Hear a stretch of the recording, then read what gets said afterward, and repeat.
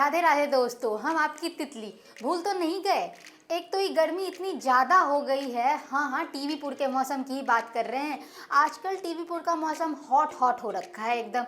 वो का है कि अपनी अनुपमा को गुरुमा नचवा रही है जहाँ शीला की जवानी पर, तो वहीं अक्षरा को भी किस्मत क्या क्या ही नाच दिखा रही है।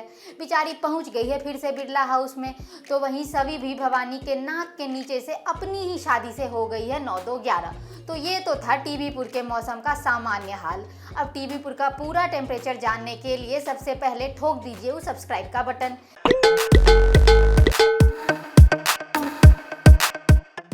तो सबसे पहले शुरुआत करते हैं जगत दुलारी अनुपमा के घर से, जो पहुंच गई है गुरु माँ की चरणों में माफ़ी की भीख मांगने।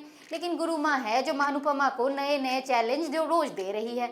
गुरु माँ अनुपमा को नाचने के लिए कहती है और खुद शीला की जवानी गाना लगा के बैठ जाती है। अब अनुपमा बेचारी किंग कर्तव्य विमूढ़ होकर नाचना शुरू कर देती है। पर अपनी अनुपमा का स्वैग भी तो कम नहीं है ना। वो इस मॉडर्न गाने पर क्लासिकल नृत्य करती है, लेकिन उसे परेशान करने के लिए मालती देवी गाने बार बार बदलती रहती है। लेकिन अनुपमा के कदम थिरकना बंद नहीं करते और नाचते नाचते वो गुरु माँ के पैरों में जाके गिर जाती है और कहती है कि उसे तो अपनी गुरु माँ की माफ़ी हर हाल में चाहिए।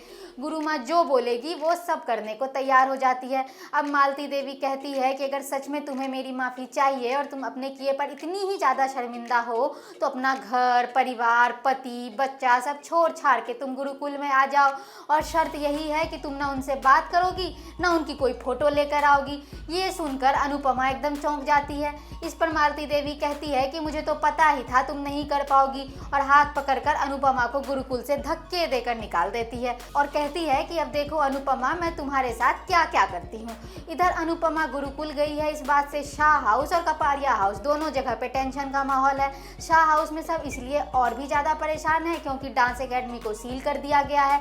बा को लगता है कि सब मालती देवी का किया धरा है, तो वही नाशुक्री डिम्पी अभी भी सिर्फ अपने बारे में सोच रही है। उधर अनुज को इस बात की टेंशन है कि अनुपमा को और क्या क्या सहना पड़ेगा। इसी बीच अधिक और बरखा इस बात को सोचकर खुश है कि अनुज तो फिलहाल मालती देवी और अनुपमा के बीच झगड़े में व्यस्त है, तो ऐसे में हमें समय मिल गया कि हम अपने फैलाए हुए रायते को साफ कर लें। अब कल के एपिसोड में आप देखेंगे कि अनुपमा गुरुकुल से वापस आती है और समर के बारे में पूछती है। सब बुत बने खड़े हैं, तभी तोशु अनुपमा को बताता है कि मम्मी समर नहीं रहा। अब क्या शो में समर के कैरेक्टर की हो रही है विदाई या फिर आएगा कोई नया ट्विस्ट, ये तो आने वाला वक्त ही बताएगा। फिलहाल तो बुरा वक्त अक्षरा का भी चल रहा है। अब देखिए ना, एक तो बेचारी का बेटा उससे छिन गया है, तो वहीं नौकरी के पहले दिन जहां अक्षरा को दफ्तर जाना चाहिए था, वहीं बेटे के स्कूल से फ़ोन आते ही उसको अभीर की शिकायतें बताने के लिए बुला लिया गया। अभीर के बारे में इतनी शिकायतें सुनकर अक्षरा के तो होश ही उड़ गए हैं। अब वो मंजरी और अभिमन्यु के होश ठिकाने लाने पहुंच जाती है बिरला हाउस और जाकर जमकर बवाल करती है। अक्षरा अभिमन्यु को बताती है कि मंजरी ने आज अभीर को स्कूल नहीं भेजा और उसके टेस्ट रिजल्ट और टीचर के उल्टे जवाब देने की बात भी नहीं बताई। शिबू भी अक्षरा को बता देता है कि अभीर ने उसे पेंसिल चुभाई। अब अक्षरा मंजरी और अभिमन्यु पर जमकर बरसती है और कहती है कि उसका बेटा यहाँ रहकर बिगड़ रहा है। वो ये भी बताती है कि जब तक अभीर अभिनव के साथ था क्लास का टॉपर बच्चा हुआ करता था, और यही नहीं स्कूल का वेल बिहेव्ड बच्चा भी था, लेकिन एक हफ्ते में ही अभिमन्यु ने उसको अपने जैसा बना दिया है। अक्षरा नहीं चाहती है कि अभीर अभिमन्यु जैसा कभी बने, इसीलिए वो अपने बेटे को यहाँ से लेकर जाएगी। तभी अक्षरा के बड़े पापा आ जाते हैं और कहते हैं कि तुम अम्मा बनकर नहीं बल्कि अपनी काबिलियत के दम पर लड़ो और अपने बेटे को जीतो। फिर बड़े पापा अक्षरा को वहाँ से लेकर चले जाते हैं। इधर आरोही भी अभीर और रूही को पार्क लेकर आई है, जहाँ रूही अभीर से पूछती है कि भाई तू मुझे तो बता कि आखिर तुझे हुआ क्या है, तुझे क्या चाहिए। इस पर अभीर कहता है कि उसे उसके मम्मी पापा चाहिए और यहाँ उसे नहीं रहना है, उसे तो कसौली जाना है। वहीं दूसरी तरफ अभिनव भी अक्षरा को समझाते हैं और कहते हैं कि वो अपने बेटे को ऐसे टूटने नहीं देंगे। बिरला हाउस में अभिमन्यु को महिमा कहती है कि अक्षरा बिल्कुल सही कह कर गई है, जिस पर अभिमन्यु कहता है कि अपने बेटे को संभालने की जिम्मेदारी उसकी है और यह पूरी शिद्दत से वो करेगा।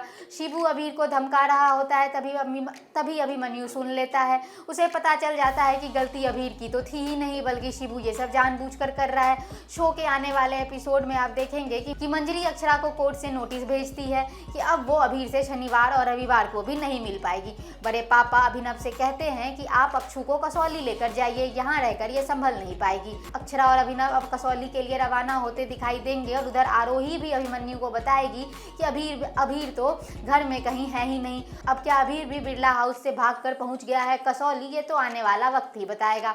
फिलहाल तो सभी भाग गई है अपनी ही शादी से, वो भी भवानी के नाक के नीचे से। भवानी अश्वनी और हरिणी से पूछती है कि सभी घर से भाग कैसे सकती है। इस पर हरिणी कहती है कि सभी की साड़ी पर कुमकुम गिर गया था और वो सभी को अपनी साड़ी साफ करने देने के लिए कमरे से बाहर लेकर चली गई, और जब वो वापस आई तो उसने सभी को कमरे में देखा नहीं और खिड़की की छड़ें टूटी हुई थी।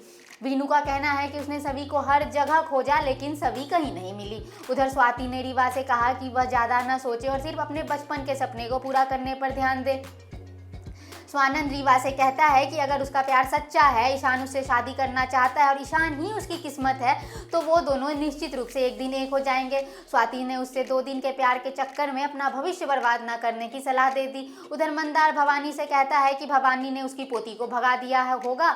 भवानी मंदार से कहती है कि वो थोड़ा इंतजार करे, वो सभी को लेकर के आ जाएगी, जिस पर मंदार कहता है कि अब वो ये बर्दाश्त नहीं करेगा और अपने आदमियों से कहता है कि जाओ और सभी को पकड़ कर लेकर आओ, वो क्योंकि वह सभी को अपनी इज्जत बर्बाद करने नहीं देगा। सभी देखती है कि मंदार के आदमी उसे खोज रहे हैं और वो ईशा के घर में जाकर छुप जाती है। ईशा सभी से पूछती है कि वह दुल्हन की ड्रेस में यहाँ क्या कर रही है, तो सभी उसे पूरी कहानी बताती है।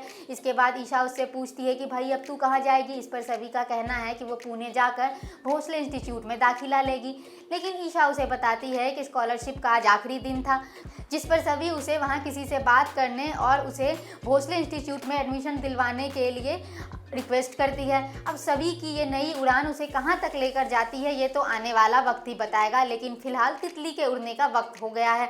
तो आज के वीडियो में बस इतना ही। अगर आपको वीडियो पसंद आया है तो इसे लाइक करें, शेयर करें और कमेंट करें।